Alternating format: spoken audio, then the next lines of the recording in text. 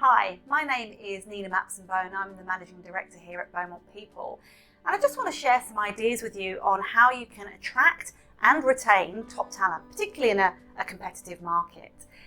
It's really important that we have great people in our organisation. It's what makes the difference between how well we perform as an organisation. And so finding and keeping good talent is key. And it's one of the biggest challenges we have people talking to us about on a regular basis. So the first thing to think about is your attraction piece. And before you even start looking for people, take the time to assess whether or not you may have underlying issues in your organisation that is preventing people from either coming or staying with you once they're there. Some of those issues might be cultural, you might have some poor leadership, you might have poor recruitment practices that are putting people off, you may have a damaged reputation that you're unaware of in the marketplace. Your social media may be sending out the wrong messages and attracting the wrong people.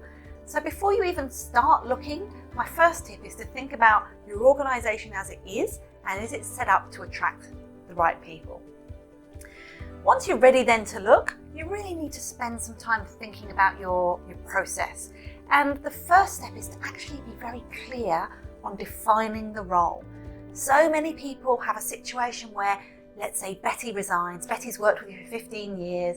She's been a reasonable performer, and she resigns, and you just think, oh gosh, I need to replace Betty. Dig up the job description, whack up an ad and hope for the best. Now there's so much wrong with that, because Betty's job description is probably out of date. It probably doesn't represent what she does. But also whatever Betty was doing may not be what you want someone to do going forward. So take the time to clearly define the role.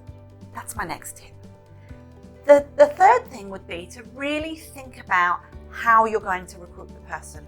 First of all, how are you going to attract them? Where is your ideal person going to be hanging out? And by that, I mean both online and in person.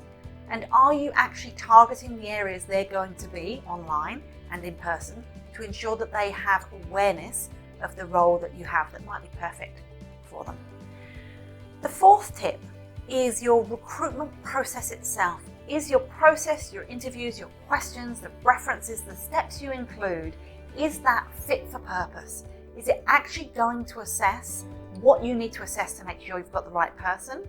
And is it going to be implemented well? Are the people doing it with a level of excellence and a level of capability that you need for the level of the role required? Or is some training needed or some advice needed?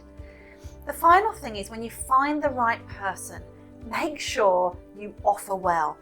Make sure the role that you offer, the salary that you offer, the conditions you offer is in line with their expectations, with the market value, and fair and reasonable. There is nothing more likely to put somebody off than giving them an offer that is under what they're expecting. And if they say yes, they may well start, but they're starting in the wrong frame of mind from the outset, and it doesn't set them up to have a good experience with you.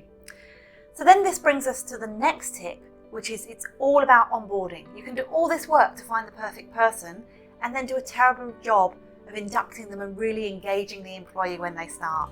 So check your onboarding process and make sure that it's really well structured and it's really designed to help your new person integrate well with the team and really understand what they need to do a good job there.